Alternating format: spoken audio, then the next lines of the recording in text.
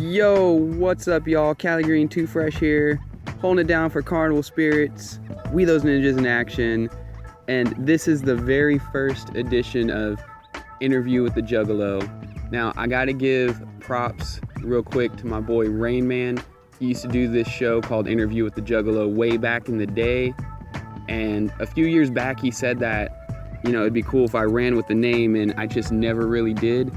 But I'm doing it right here, right now. So shout out to Rain Man, Juggalo Hall of Fame. Today we have a really good friend of mine, the one, the only.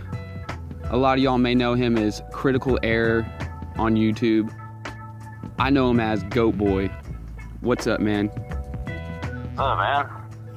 Just chilling. Like, thank you for doing this, man. It's been a while since we've talked. Hell yeah, dude. I'm glad to do it. So, real quick, why don't you go ahead and let the listeners know who you are. You know, tell them a little bit about yourself.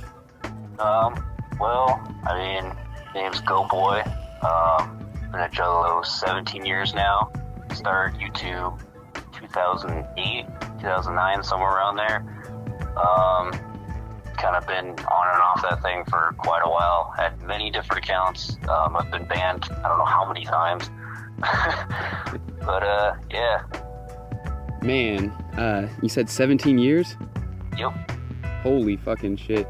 So 17 years ago, what era was that? I can't even off the dome. Right before Bazaar. So Gotcha. Still technically Juggalo Brothers, but a few months before both Bazaars came out. You see, like, Bazaar, it's a weird era because technically it's an era within an era. Yeah, it is. Yeah, it's right in between, you know, Juggalo Brothers and, of course, the Wraith, Shangri-La. So, I mean, that's like, it's literally an era within an era.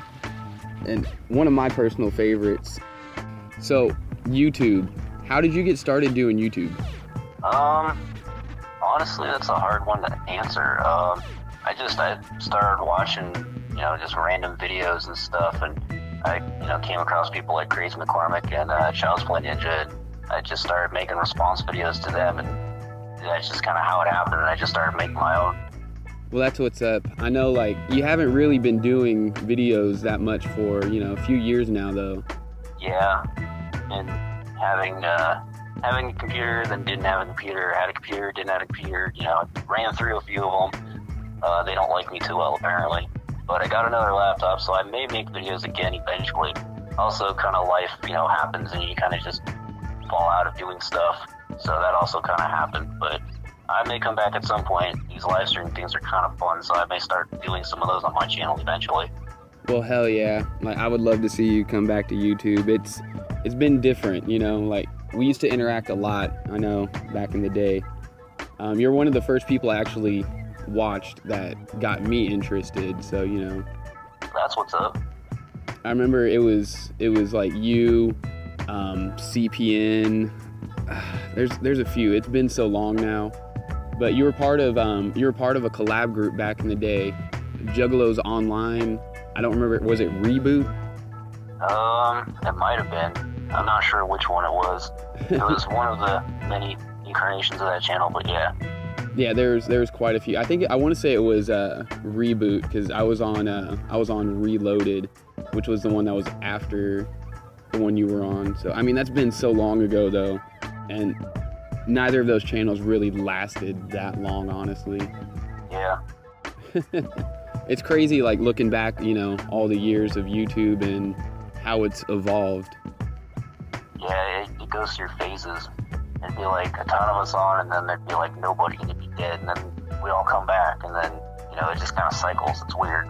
So this past year, you got to go to your first gathering. Oh yeah, that was exciting. How did that come to be? Well, I started talking to Mr. Magnanose again after a while, because he kind of fell off the face of the planet. But he hit me up when we were talking, and so it was kind of like we never stopped talking. So we were just hanging out, you know, texting back and forth, and the announcement was coming for the gathering, so we were all trying to figure out where it was going. And I was hoping it'd be closer to me so I could actually go once, you know, because being on the West Coast is kind of hard to get out there to all the ones over there in the Midwest and stuff. But and they kept saying that you're gonna have a West Coast one or something, something about Colorado or something. So I was like, well, I hope it's somewhere like that. And we were talking, and they announced it, and I was just like, well, Oklahoma seems a little too far still. I was kind of bummed. I was like, well, I guess I'm not going. He's like, yeah, well, we can figure something out because I want to go, and you should totally go. So we figured that out, and I got my money situated, which never happens, but it actually worked out, and we got a hotel, and I flew out to his house, and we drove down, and I had an awesome time. So that's how that happened. Well, hell yeah. Was that your first time actually meeting Mac and Hose in person? Yep. First time meeting him, Child's Play Ninja, and Chauncey. That's fucking dope, man. That's awesome. I'm glad to hear that. It's crazy, like, meeting these people that we've had connections with throughout the years, like, just online, and then being able to meet them in person. It's an entirely different experience. Oh yeah, it was totally fun. Because you see these people and talk to them on the internet all the time, or you text them all the time, but then you finally get to kick it. You're just like, finally. Yeah, right. And it's crazy because it's all that, like, Juggalo love, you know what I mean? Like, it really is there. A lot of people try to say, oh, shit's not the same as what it used to be, and it's still there. It's all around us. Right. I think it's through the experiences you have at different events. I think that all that comes out. You don't really get it on the internet as much. You got to go somewhere and experience it with a group of people. Yeah, right. And clown shows, they're always they're always an experience, that's for sure.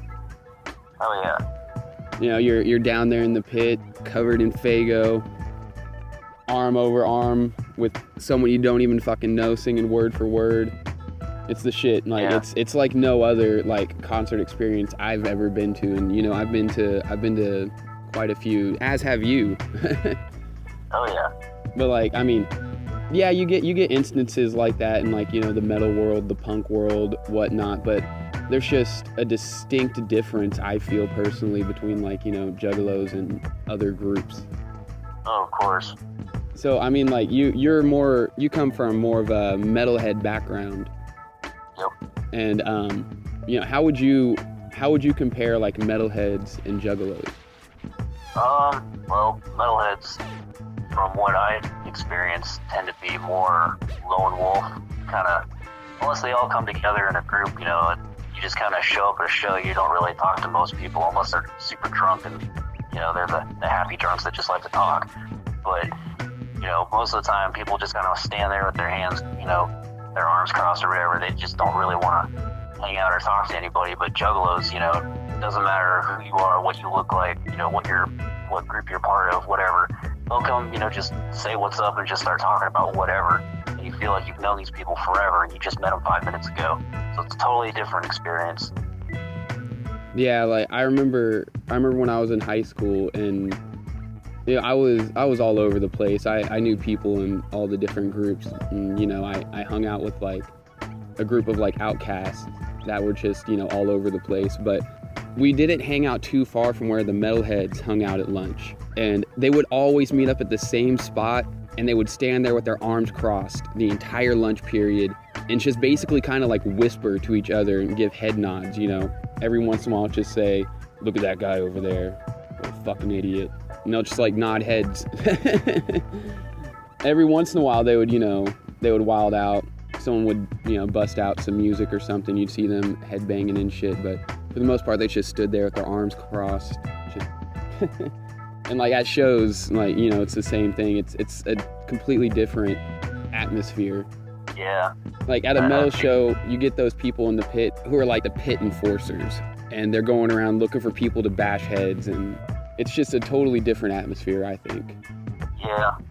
But at the same time, I mean, I've been to metal shows where it was all love as well, so it all just kind of depends. It's completely different. But I think it depends on the band, and I think the subgenre of metal you're going to. Like a Mushroomhead show, everybody's cool as hell. You go to a Cannibal Corpse show, it's a little different. Yeah, exactly. I feel that 100%. I remember one time I saw it was Dragonforce, and opening band was Horse the Band. which is two completely different genres. I don't know if you know who Horse the Band is, but they're like a Nintendo core. Oh, okay. And I mean, mixing that with Dragonforce, it was just two completely different things, and you know, the different fans did not mix well, and it was honestly like the pits were kind of violent. It was different. It was a strange atmosphere.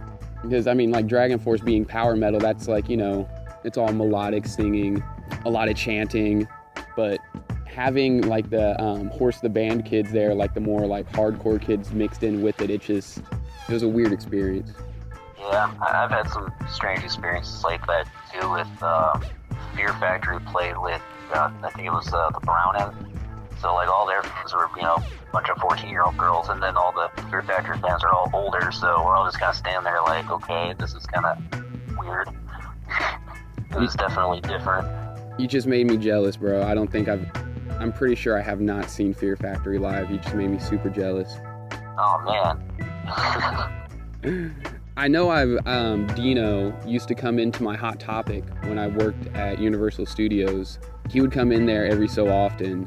So I've met him quite a few times, but, you know, never got the chance to see Fear Factory. Yeah, I saw them, not the Gen X's tour, but the one before that. That album was coming out soon, though, so I think it was still Mechanized, I think, maybe? Okay. It was, I want to say it was like 2010 or so, I don't know. It was a good show, though, despite the Browning sucking, but, no. See, my mom has pictures with them from like obsolete era. Oh, that's like my favorite era. So like I'm pretty jealous of her too. I'm jealous of her on multiple scales though. That's like with my dad seeing Metallica, Day in the Green, 1985 with Cliff Burton. Oh. I hate him so much for that. And going to the Symphony of Metallica show. Hell yeah. Yeah, he's seen like his ticket stubs are just so impressive. It makes me want to cry. He grew up in the Bay Area scene, so in San Francisco, so he got to see all that stuff when it was coming out. Oh, like as it's literally like forming still, and that's So like when people didn't know who the hell Testament was, he was going to those shows and stuff like that, and Slayer, you know, way back in like LYTE era, like 85. You know, he even knew who Possessed was back in the day. It's like, holy crap. Dude, that's super fucking dope, honestly. Yeah. Like my mom grew up listening to thrash, but she was from the Midwest, so it didn't hit her as fast. But yeah, like I'm pretty jealous of like all the shows she got to see, like Metallica with Cliff Burton, and you know, early Slayer, all that, Megadeth, like when they were brand fucking new. So I feel you there, for sure. So, how do you feel about the current roster over at Psychopathic Records? I think it's not bad. It still seems a little on the small side, you know, compared to previous years, you know, where, you know, the roster was super stacked back in like 2000 when I first got into it. You know, they had a bunch of people from like 2000 to like 03. That was probably like my favorite era of the, you know, the whole roster. You know, you had everybody, you know, ICP, Sham, you know, ABK, Lotus, Riders, Blaze, you know, just all that. But, you know, now, I mean, it's a little smaller, but I think every artist has something a little different, you know, like they used to. So it's still good, you know, because I'm really digging Ouija, and LYTE's pretty dope. So I'm hoping they add maybe one or two more people that, you know, or a group or two, just to kind of round it out. But I don't know. I completely agree. Like, they need a group. They just need one more group. And, you know, it could possibly be LYTE and Ouija, which would be fresh, because their two styles are completely different, but they mix very well, I think. You know, like Noited, Heated, Jelly. I really like the way that track came out. And I know that they were... they recently premiered like a little Riders track. I didn't get to hear it. Like basically as soon as it went up, I'm pretty sure it got taken down. But I'm hearing that happened. I haven't heard anything about that, so I don't know. Apparently they showed like a snippet of one on Instagram or something.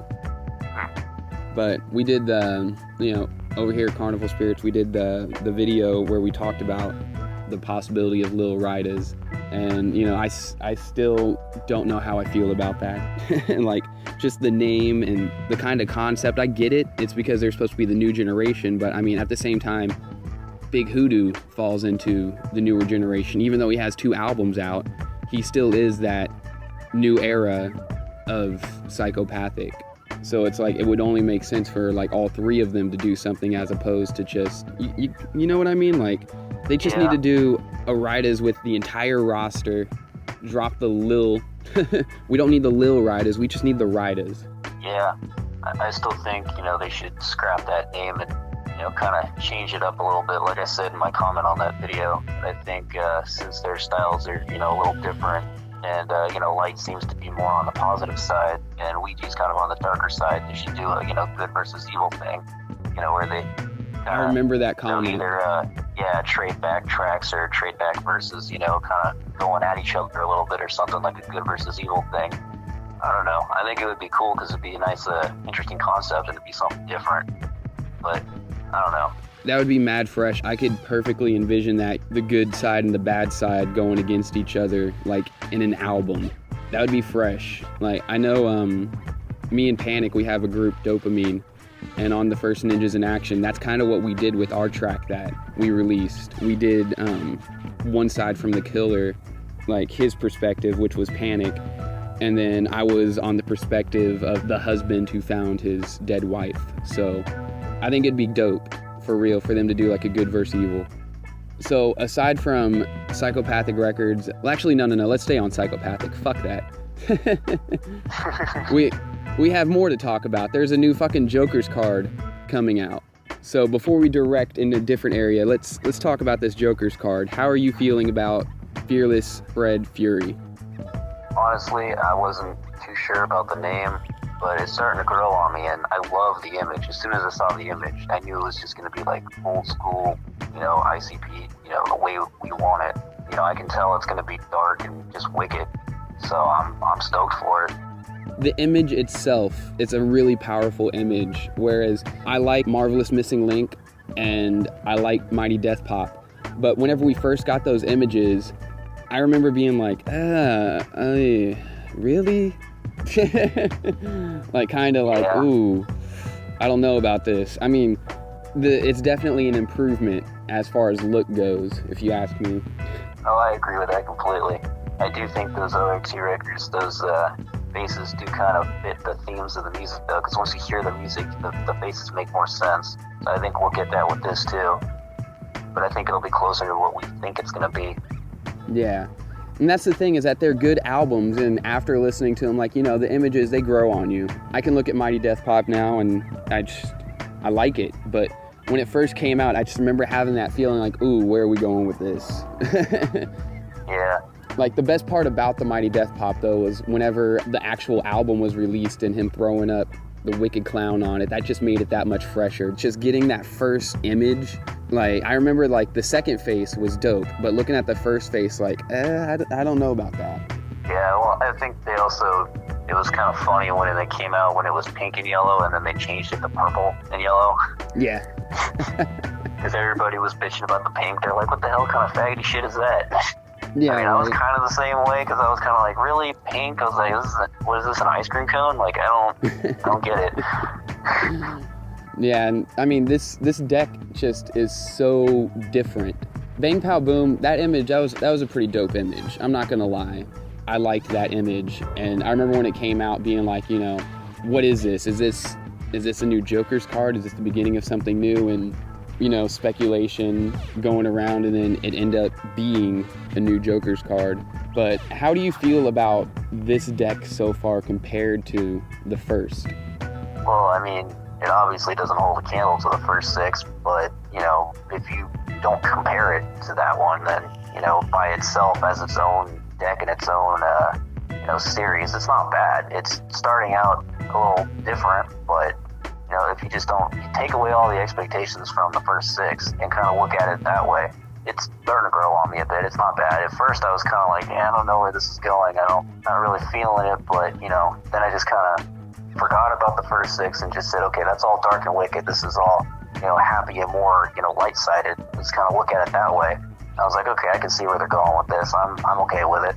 And then seeing some of the songs live too. I mean, they're still good live songs, so that doesn't take away from it either. You know, there's been major changes in the roster over the past few years. We had Twisted leave. You know, actually it's been quite a while now if you really think about it. They left, what, 2012? Somewhere around there. So like we just had the 5-year anniversary of them leaving, which it's hard to believe that it's been that long. But so we've had Twisted leave. They bring back Boondocks and Axe Murder Boys. Boondocks quietly leaves. You know, let's not forget Blaze was kind of sort of pushed out of Psychopathic. How do you feel about how things have been going down lately with Twisted and ICP? Well, I will say when the whole thing first happened, I kind of wasn't really, I mean, I was surprised, but I wasn't really like, you know, up in arms about it. I was kind of like, okay, I see where they're going with this, as long as everything's, you know, cool or whatever, and they're just moving on to, you know, do their own thing or whatever and build up their own version of Psychopathic or something. Like, that's cool, and that's what they seem to be doing. And then stuff started to go bad, and I was kind of like, oh man, but I wanted to like what Twisted was doing musically, and I just couldn't get into it. You know, whatever they're putting out, I'm just like, it wasn't for me, and it still isn't. Honestly, I haven't even heard a whole record from them since they left. Like, I've listened to a couple tracks, I'm just like, I can't get into it. You know, and it's kind of sad to see them, you know, kind of trading blows, I guess, especially when you've been listening to them both for so long. And they were always, you know, so tight-knit with each other. But these days, though, I'm just kind of like, I don't even pay attention to what they're doing. I don't follow that stuff because it's not for me. It's like, I don't really care anymore.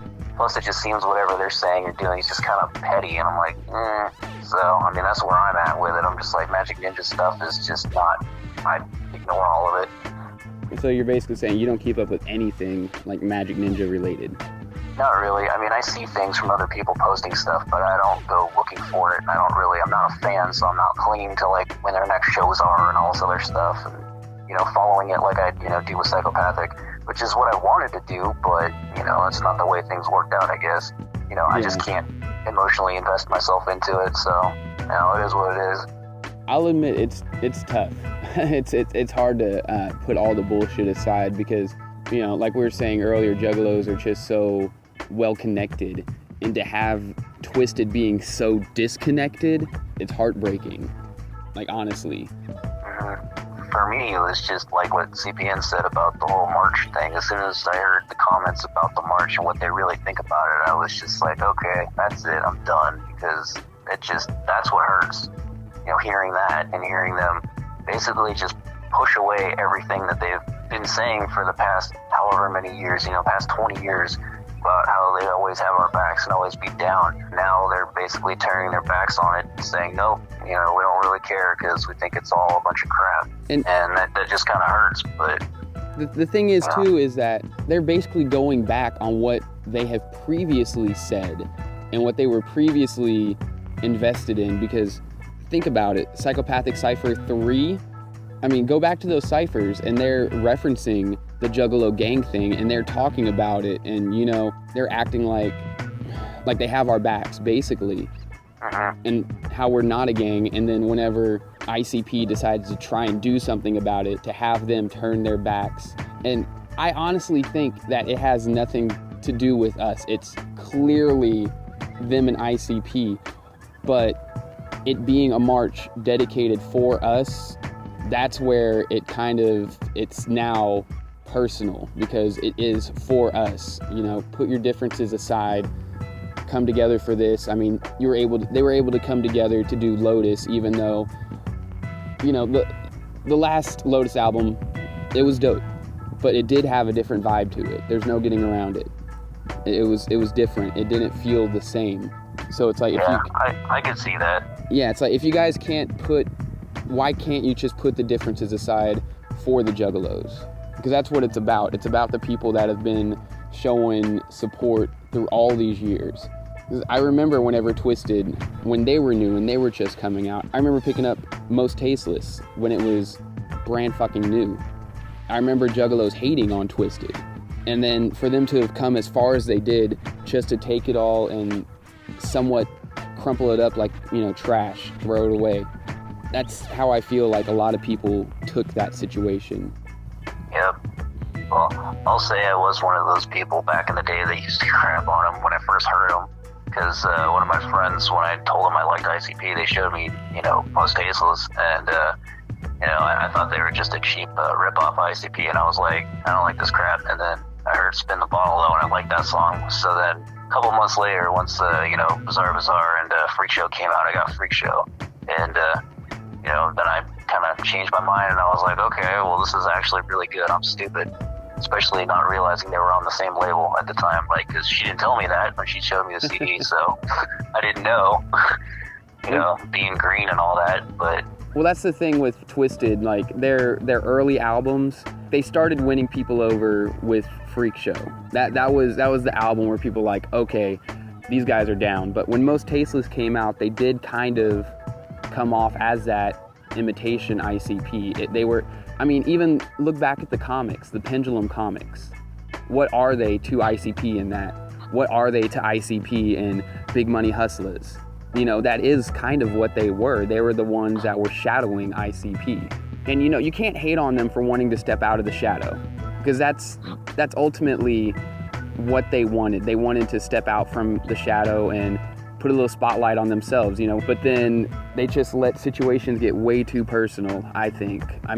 We don't know situations building up to them leaving Psychopathic either, so it's just kind of, it is what it is, but ultimately they should have been at the march. And that's all there is to that. Yeah, I agree. So how did you feel about Blase Rose's little stint? Well, honestly, looking from a musical standpoint, the EP wasn't too bad, and I was feeling a few songs here and there, and I wanted to see what a full length, would have been like, but, then all the other stuff happened, and, I'm kind of not one way or the other now. I'm just like, if she comes out with something, I'll listen to it, but I'm not really expecting much. I wasn't really super invested in it, but I was like, I'll give her a chance to see what happens with a full album, but that's probably not going to happen. It might, I don't know, but right now it's kind of like back and forth. I have no clue what's going on with that, so... Yeah, it's a weird situation, especially with Psychopathic having just re-uploaded all of her videos. So it's kind of like me personally, I don't know. Is she signed to Psychopathic? Is she coming back? Only time will tell. I don't think so, honestly. I think it's just that they squashed their shit. Apparently, her and Jay are dating again. So I'm sure that has something to do with it. Probably. I try not to pay attention to that part of it, though, because it's I don't really care who's dating. I don't really care if she gets a deal out of it. It's which I'm sure is not how that happened. Maybe there's a little truth to that, but I don't think it's oh yeah, she fucking for a deal. I don't think that's how it went. Maybe he, kind of saw some abilities that she had, rap-wise, and went, okay, we'll give you, a shot to do something on our label, because, we have all the equipment to do stuff. Let's put this out, because I think it would be fun and cool, and maybe the Juggalos will dig it. And some of us did, and some of us didn't. Yeah, I felt like she had potential, but she wasn't all the way there. And there's so many people out there who were just so much more deserving. People who have been in the game for years doing their thing. Honestly, it would have been fresh if not just Ouija, but Swagtooth got signed. That would have been fresh in my opinion. But, situations being as they are, only those two know what happened there. That being Ouija and Choirboy from Swagtooth. But anyways, so do you plan on going to any events this year? Not as of right now. Not really able to financially, but I'd like to eventually catch something by the end of the year. I don't know if it'll happen or not, but as of current events, I'm not going to DCG Con. I can't make Vegas, which I know is super close, but I still can't make that. Can't make any of the clown shows, because they're not really that close either, with Attila, which I don't really want to see them, but I like to see the clowns again, but that's not going to happen either, and so far the gathering looks like it's not going to happen for me either, but I like to make something at some point, but, we'll see what happens. I've seen the clowns 8 times now, plus that one gathering last year, so, I can't really complain, It's not like they're going to retire tomorrow. Right.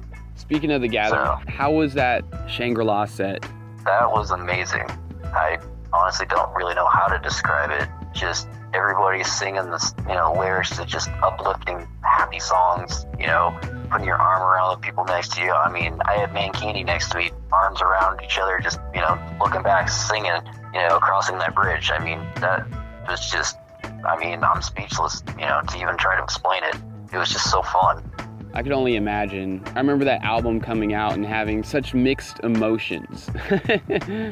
Like being a kid and, you know, like hearing it and kind of being thrown off by, you know, the religion thing. But then at the same time, like looking at it, like going back, looking at it like, okay, I see and I understand now. But I remember when it came out, just, that was a really good time to be a Juggalo. Like the family love was amazing.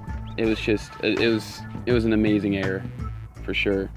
And it's cool that, you know, ICP basically did just about every single original Joker's card front to back last year. Just about all of them, which is insane. Fucking insane. I would love to see them do a Carnival of Carnage tour. That would be mad fresh. I know they said that they were only going to do it for that one-time benefit last year, but if you remember, Violent J said that him doing solo would only be a one-time thing, and then it turned into a tour. Well, they said the same thing about Riddlebox for Juggalo Day, and that turned out to be a 2-leg tour. Well, I know in, at least in like the Behind the Paint, the audiobook part, he says never say never and mean it. Like something along those lines, like never say you'll never do something and truly mean it. So hopefully, hopefully we can get a Carnival of Carnage tour, because you know, that's one of my favorites, like, out of all the Joker's cards. I bumped the fuck out of Carnival of Carnage. Like, over the years, really thinking about it, like, you know, Riddlebox, that's my shit. Jekyll Brothers, that's my shit. But I always find myself going back to Carnival of Carnage when it comes to listening to things front to back.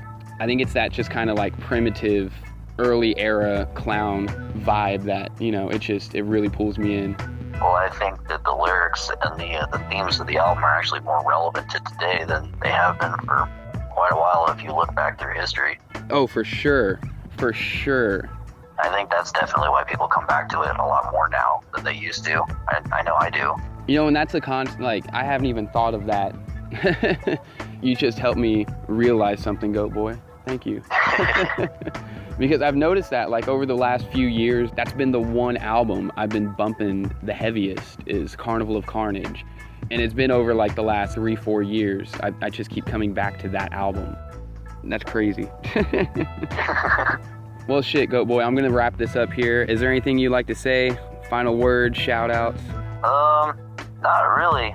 I guess just shout-out to everybody, listen to this when it goes up, and shout out to my very few subscribers, because I know I don't do a whole lot on my channel, but if put a link in the description of the video to my channel, hopefully some people will subscribe, and I promise I'll do something at some point. You'll eventually get to see Goatboy in all my ugly glory. If people go back to what was it, whenever it was you and Macanahos did the Attila thing. You know, if you guys want to know what this motherfucker looks like, go back to a video where, what was it? Comments of Carnage? Yep. Comments of Carnage, ICP, and Attila. Go back to that video. I'm the ugly, hairy bastard. That's Goatboy. The goat-looking motherfucker. Yep. All right, well, thank you for tuning in. Make sure you check out CarnivalSpirits.com. A lot of freshness over there. In addition to that, for all y'all heading out to DCG Con, Carnival Spirits will be in the building. I cannot say who's gonna be there because we're gonna release that in a video and it's gonna be super fresh. Seriously, stop by the motherfucking Backyard Wrestling Tournament. Enter in that bitch. KG is going to be giving away prizes from his personal collection of memorabilia from the game. So that's mad dope. And then we're going to have some prizes as well, some Carnival Spirits gear. It's going to be fresh. Stop by, check it out. And yeah, I'm going to steal something from TJ real quick. Always remember to fuck the fuck off. Cali Green Too Fresh, Goatboy. Peace out. Whoop whoop.